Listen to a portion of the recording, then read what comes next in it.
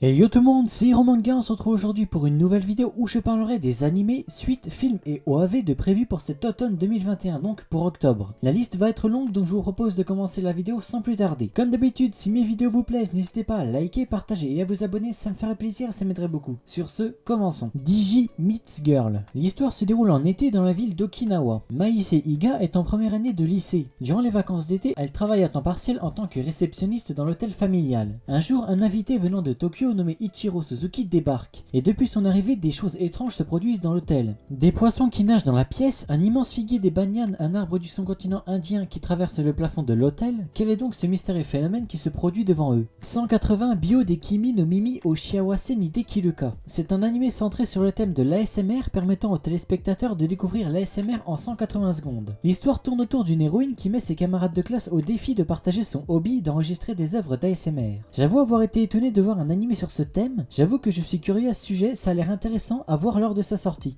Blade Runner Black Lotus. L'histoire prend place en 2032 et se situe chronologiquement entre le film de 1982 et Blade Runner 2049. Je pense que uniquement ceux qui connaissent l'anime peuvent savoir de quoi il s'agit. Blue Period. On passe à la pépite du mois d'octobre qu'il faut que tout le monde voit. L'histoire nous entraîne dans le quotidien de Yatora Yaguchi, un lycéen avec de bonnes notes mais sans réelles ambitions. Un jour, alors qu'il entre dans la salle d'art, une peinture isolée attire son regard, le faisant découvrir une beauté qu'il n'avait jamais connue. Grâce à cette peinture, Yatora a enfin trouvé sa voie. Dans l'optique de pouvoir intégrer une université d'art, ce jeune lycéen va plonger dans ce monde sans expérience préalable. Personnellement, j'ai le manga et croyez-moi, ça va être incroyable. Bile de Divine Code Black. Il s'agit d'un projet du mangaka Omura Kawamoto, donc l'auteur de Kakegurui, et de son petit frère Hikaru Muno. L'histoire se déroule dans une New Kyoto où un nouveau souverain est élu grâce à ses compétences à un jeu de cartes. L'anime sera centré sur un garçon et un garde qu'il peut matérialiser. Chikip Dancers, courts épisodes basés sur les mascottes de la société San X. Deep Insanity The Lost Child. Deep Insanity est un projet qui comprend un manga, un jeu et une série animée. L'histoire se déroule dans un monde infesté par le mystérieux syndrome de Randolph, qui provoque des comas soudains. Parallèlement, un gigantesque monde souterrain appelé Asylim a été découvert au pôle sud, là où le syndrome trouve son origine. Des créatures étranges, différentes de celles de la surface, y vivent avec des richesses naturelles inconnues, jusqu'à alors. Pour trouver un remède au syndrome de Randolph, et pour s'enrichir en pillant les données génétiques et les ressources souterraines de ces créatures, des personnes se rendent à Asylim. L'histoire de l'anime se situe entre celle du manga et du jeu. Daniel Kai Shigure, le protagoniste,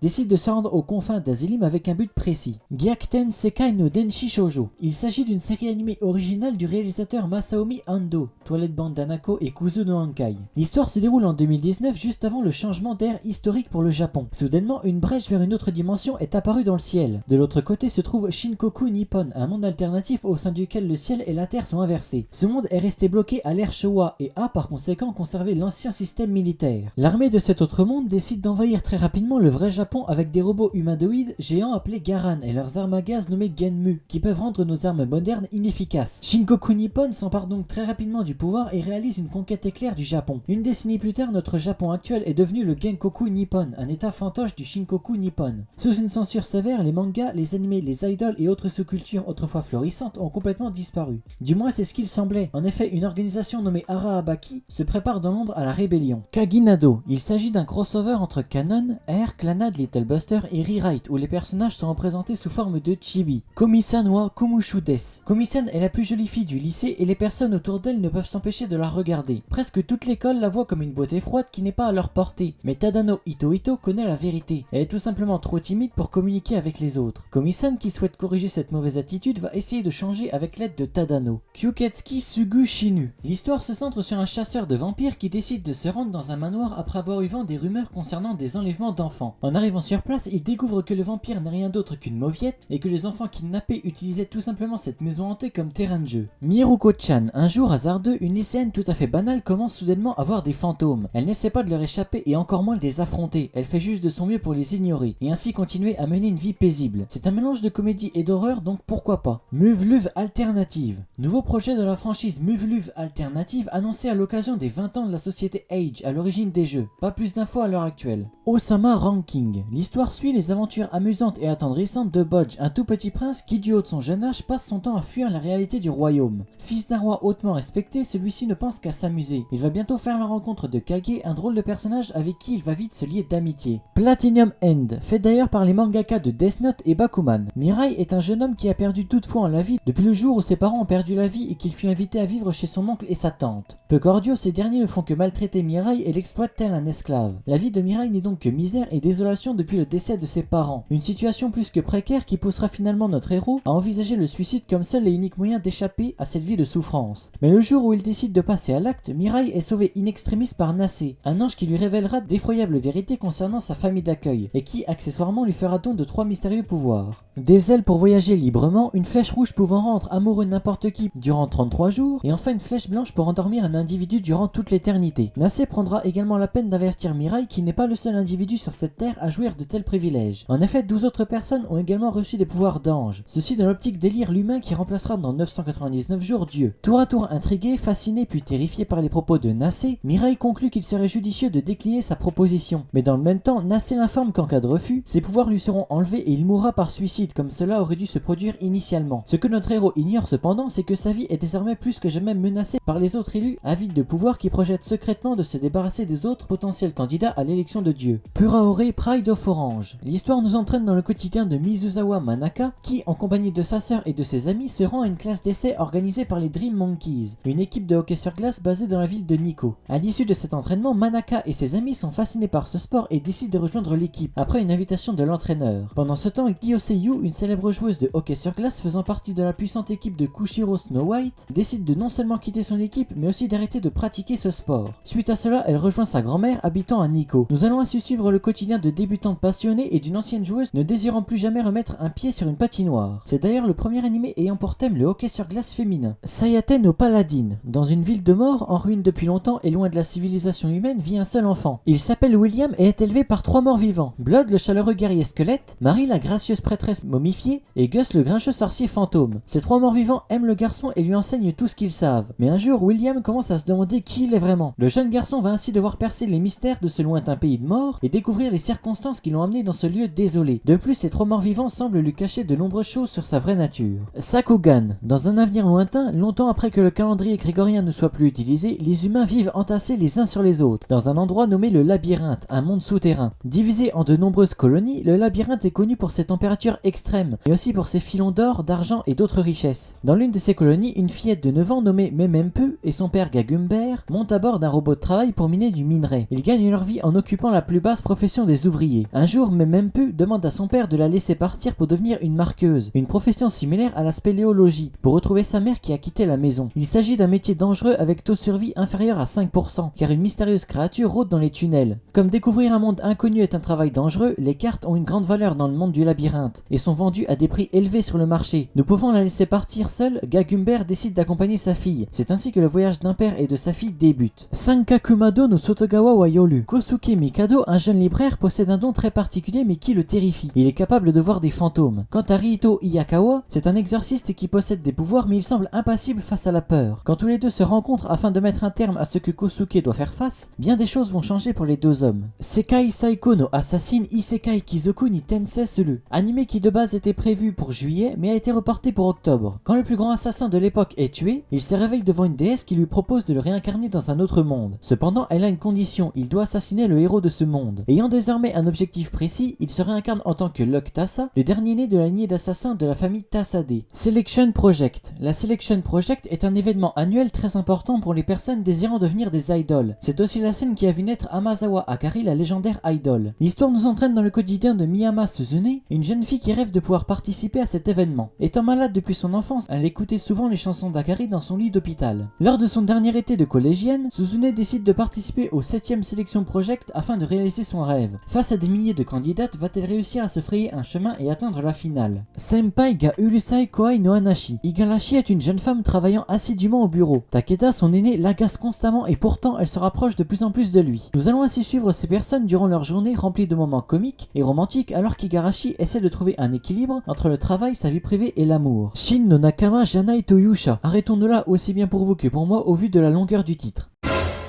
Oh my god! Animé qui était aussi prévu pour juillet mais fut reporté. Red est le frère aîné d'une jeune héroïne se battant contre le seigneur démon. Néanmoins, lui ne possède que la capacité de guide, ne lui permettant pas d'avoir recours à la magie, aux arts martiaux et même aux capacités spéciales, le faisant passer pour quelqu'un de totalement inutile. C'est ainsi qu'il fut exclu du groupe de sa sœur le cœur brisé. Désormais, il n'aspire qu'à mener une vie discrète à la frontière à Zoltan et ouvrir un magasin d'herboristes. Shinkanomi, gros, laid, dégoûtant, sale ou encore malodorant, ce sont les insultes que Hiragi Seiichi entend tous les jours. Telle est la vie quotidienne de Seiichi à l'école, marquée par le harcèlement. Un jour, pour une raison inconnue, une voix prétendant être Dieu lui demande de se préparer à être transporté dans un autre monde. Cependant, cela ne concerne pas seulement Seiichi, mais toute l'école. Dans ce monde de fantasy, il y a des éléments de jeux vidéo tels que les niveaux, les statistiques et les compétences. Toutefois, le dieu a encore des préparatifs à faire avant de pouvoir effectuer le transfert. En attendant, les différentes classes ont formé des groupes et Seiichi, le seul exclu, est donc envoyé dans une autre zone. En arrivant, la première chose que Seiichi mange est le fruit de l'évolution. Ce qu'il a mangé va grandement changer sa vie. Taisho Otome Otogi Banashi. L'histoire se déroule durant l'ère Taisho où nous suivons le quotidien de Tamaeko Shima, un jeune homme qui a perdu l'usage de sa main droite dans un accident et qui vit désormais dans une zone rurale de la préfecture de Chiba après que sa famille l'ait abandonné. Un jour, il fait la rencontre de Yuzuki, une charmante et rayonnante personne qui a été achetée par le père de Tamaeko pour devenir sa femme.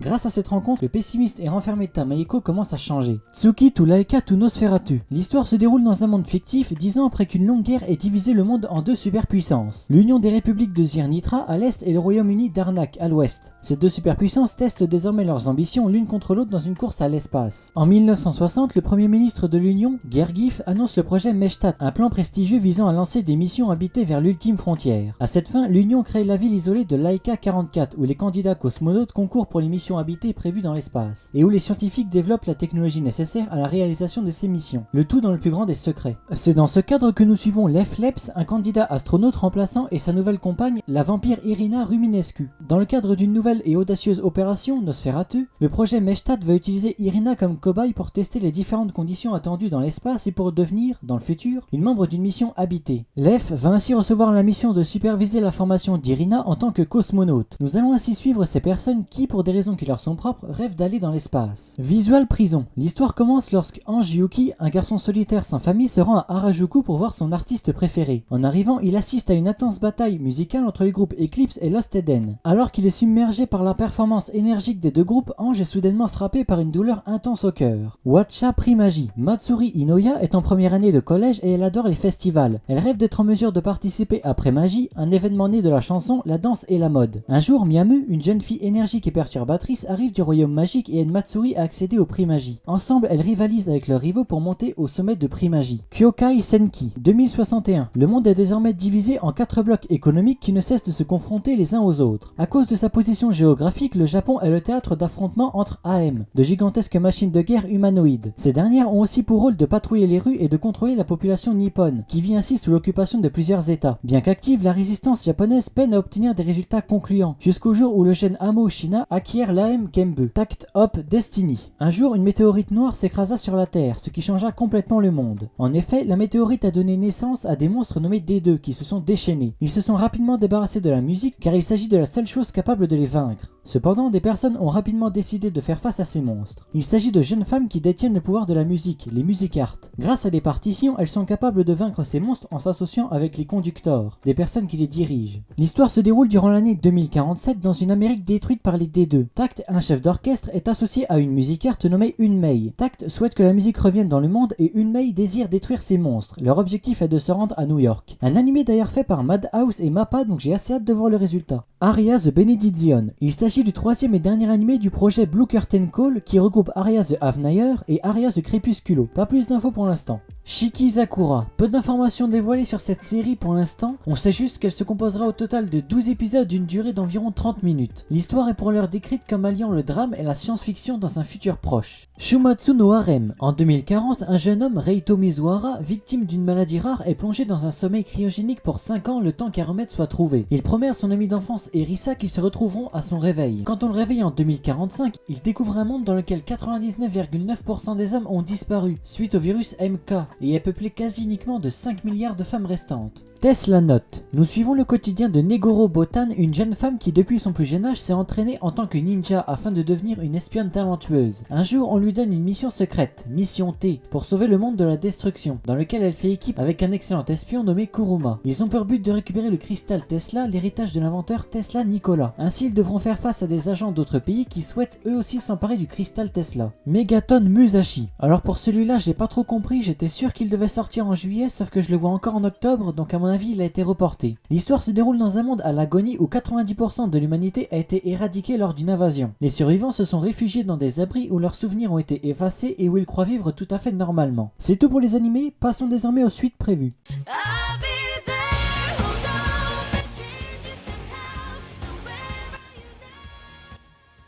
La saison 2 de 86-86 prévue pour octobre sur Crunchyroll, j'ai d'ailleurs assez hâte. La saison 2 de Isekai Shokudo sur Crunchyroll, la partie 6 de Lupin 3, un animé visiblement assez populaire, la partie 2 de Mushoku Tensei qui avait été reportée et qui sera disponible sur Wakanim, la saison 3 de World Trigger sur Crunchyroll, la saison 2 de Yakunara Mug Cup Mo, j'avoue avoir été surpris, je pensais pas qu'il allait avoir sa saison 2, il sera normalement sur Crunchyroll, la saison 3 de Yukiyuna wa Yusha de Halu, la saison 2 de Yasaime sur Crunchyroll, la saison 3 de Kaguya-sama sort en octobre 2021 sur Wakanim. C'est une des suites que j'attends le plus pour cet automne, vivement sa sortie. La saison 2 de Demon Slayer sort normalement en octobre. J'ai à l'heure où je fais la vidéo uniquement la date 2021 concernant sa sortie, mais à moins que ce soit reporté, auquel cas je corrigerai la date au montage, c'est normalement pour octobre, voire peut-être décembre au vu de certaines rumeurs. Et enfin la troisième et dernière saison de Magia Record, Mao Shoujo Madoka qui a d'ailleurs sa saison 2 actuellement en cours. Passons désormais à la catégorie OAV.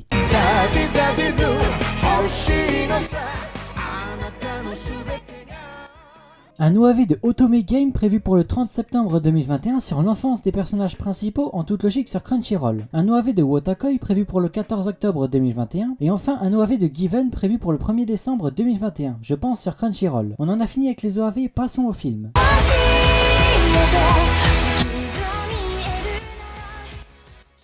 Macross Delta Zeta Live, qui est la suite d'un film ultérieur et qui a déjà sa série animée, donc je pense qu'il faut avoir vu tout ça pour le voir, on n'a pas d'infos concernant le synopsis. Le 9e film Uchu no O, je sais simplement qu'il s'agit de la seconde partie d'Uchu no O. Uchu Senkan Yamato 2205. L'histoire se déroule 3 ans après les événements de Space Battleship Yamato 2202. Un ovni pénètre le système solaire à haute vitesse en endommageant les planètes qu'il croise sur sa traversée. Lorsque les radars terriens arrivent à le détecter, il était déjà trop tard, l'ovni s'est stabilisé et s'est posé sur Terre. Ainsi, l'invasion commence en semant chaos et désolation sur la planète. La situation étant critique, Kodai va devoir rapidement faire preuve d'une grande intelligence pour trouver une solution. Un film Daikichi My Number One qui adapte l'arc Spain du manga My Number One. Tropical Rouge Précure, Yuki no Princess. Les précures de Tropical Rouge Précure se rendent au royaume des neiges, Shantia, afin d'assister au couronnement de la princesse Sharon. Laura, qui veut elle aussi devenir la reine du royaume des sirènes, se lie d'une amitié avec Sharon et s'est offerte une magnifique bague. Alors qu'elles font une promesse, un monstre a mystérieusement apparu et enfermé tout le monde dans le royaume. Mais c'est à ce moment-là que l'équipe Earthcatch Précure vient et motive Tropical Rouge Précure. Maintenant, elles devront trouver un moyen de sauver ce monde gelé. Ai no Utagoe wo Kikasete. Le film raconte l'histoire de la belle et mystérieuse Shion qui est transférée au lycée Keibu où elle devient rapidement populaire par sa personnalité chaleureuse et ses talents sportifs exceptionnels. Cependant, elle s'avère être une IA en phase de test. L'objectif de Shion est d'apporter le bonheur à Satomi, une solitaire invétérée. Pour ce faire, elle décide de lui chanter la sérénade au milieu de la classe. Après avoir découvert la véritable nature de Shion, Satomi et son ami d'enfance Thomas, un passionné d'ingénierie, se rapprochent progressivement de la nouvelle étudiante. Avec le populaire Gotchan, la courageuse Aya et la membre du club de judo Thunder, ils sont de plus en plus touchés par la voix et la sincérité de Shion, même si ses pitreries les déconcertent. Cependant, ce que Shion fait pour le bien de Satomi finit par tous les impliquer dans un sérieux pandémonium. Le film Sword Art Online Progressive Oshinaki Yolu no Aria. Pour rappel, Sword Art Online Progressive est un reboot de la série d'origine. L'histoire débute un mois après le début de l'incident Sword Art Online. Sur les 10 000 personnes piégées au départ, 2000 ont déjà succombé et le tout premier boss n'a même pas encore été vaincu. Peu à peu, les joueurs perdent espoir, mais un groupe décide de tenter le tout pour le tout et part défier le boss du premier étage. C'est à cette occasion que Kirito et Asuna se rencontreront pour la première fois. Pour ceux qui ne savent pas, ce sera la saison 1 mais en plus développé. On verra plus d'étages, de personnages et d'après les trailers, on va avoir quelque chose de vraiment beau.